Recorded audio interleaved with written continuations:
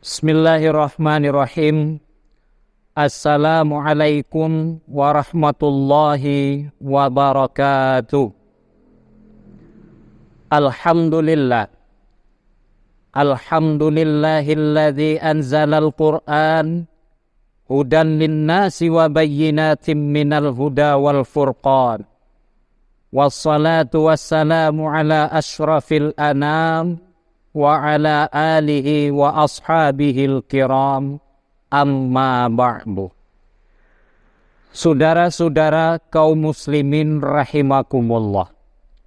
Setiap penganut agama di dunia ini mempunyai suatu kitab yang diyakini sebagai kitab suci.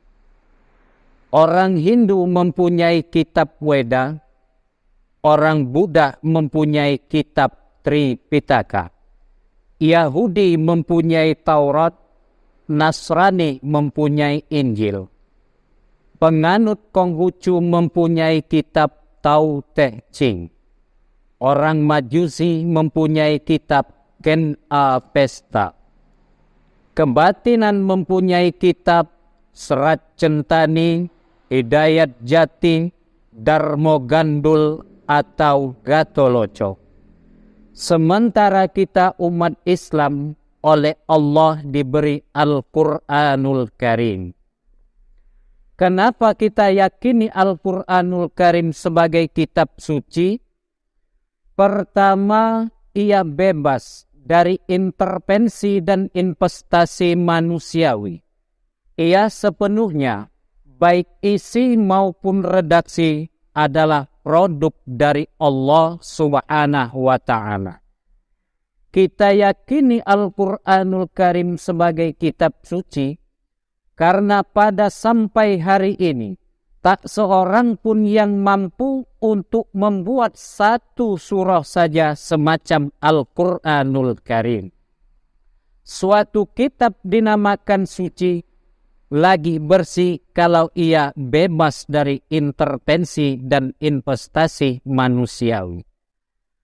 Al-Quran ini sejak diturunkan 14 abad yang lalu telah menantang. Wa in kuntum fi raibin mimma nazzalna ala abdina fa'tu bi suratim min misli.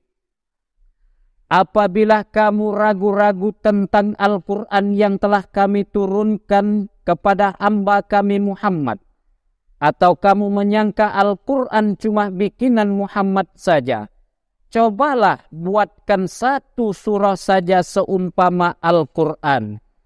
Dan jikalau kamu tidak mampu untuk membuatnya seorang diri, wada'u syuhada'akum, maka ajaklah seluruh teman-temanmu untuk membuat satu surah semacam Al-Quranul Karim. Sejak tantangan ini turun 14 abad yang lalu, sampai pada hari ini tak seorang pun yang sanggup untuk membuat satu surah semacam Al-Quranul Karim. Barangkali belum pernah ada yang coba-coba. Sudah di antaranya apa yang pernah dilakukan oleh Musailamah Al-Kadzab.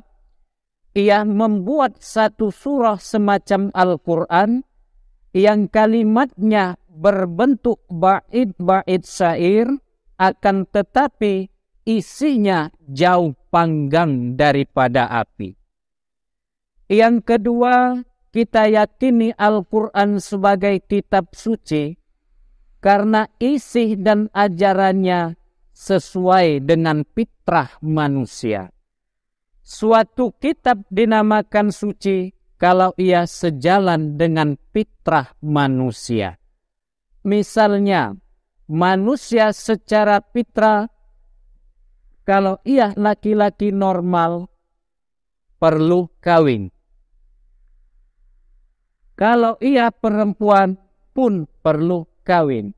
Kalau ada kitab suci, tapi melarang manusia untuk melangsungkan perkawinan, kesuciannya perlu diselidiki. Al-Quran dibilang kitab suci karena sejalan dengan fitrah manusia. Kalau ada kitab suci yang melarang manusia untuk tidak kawin, kesuciannya perlu diselidiki. Makanya Al-Quran menganjurkan bagi laki-laki yang sudah mampu untuk melangsungkan perkawinan. Kita yakini Al-Quranul Karim sebagai kitab suci karena sejalan dengan fitrah manusia. Contoh lain, secara fitrah manusia perlu makan.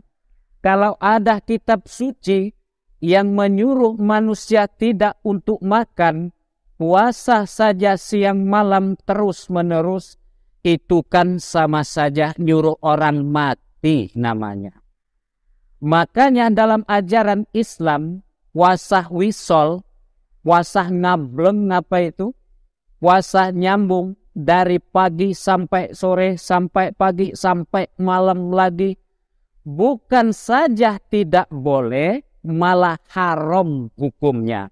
Karena bertentangan dengan fitrah manusia. Yang ketiga, kita yakini Al-Quranul Karim sebagai kitab suci karena isinya tidak kontroversil. Isinya tidak bertentangan satu sama lainnya. Di ayat manapun Al-Quran mengatakan Allah itu Esa, satu kali ia bicara haram, maka ia akan tetap berkata haram. Kalau ada kitab suci yang mengajarkan satu ayat mengajarkan Tuhan Esa, lain ayat mengajarkan Tuhan 3, lain ayat lagi mengajarkan Tuhan 4, kitab kacau itu namanya. Bagaimana suatu kitab dinamakan suci kalau ia kontroversil satu sama lainnya? Saudara-saudara kaum muslimin rahimakumullah. Dari 3 kriteria inilah kita meyakini Al-Quranul Karim sebagai kitab suci umat Islam. Berangkat dari sebuah hadis, Rasulullah Sallallahu Alaihi Wasallam memberikan tawaran. Beliau bersabda, "Man ja'alal Qur'ana amamahu, qadahu ilal jannah, wa man ja'alal Qur'ana khalfahu, satahu ilan nar." Barang siapa yang menjadikan Al-Quran sebagai pemimpinnya, menjadikan Al-Quran sebagai imamnya, maka Al-Quran akan membimbingnya ke dalam surga. Ia surga dunia, lebih-lebih lagi surga akhirat. Tapi barang siapa yang menjadikan Al-Quran sebagai makmumnya, maka Al-Quran akan mendorongnya ke dalam neraka.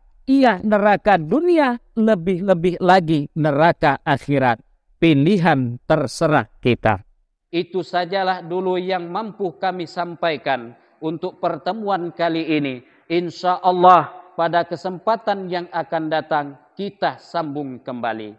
Wabillahi taufik wal hidayah. Wassalamualaikum warahmatullahi wabarakatuh.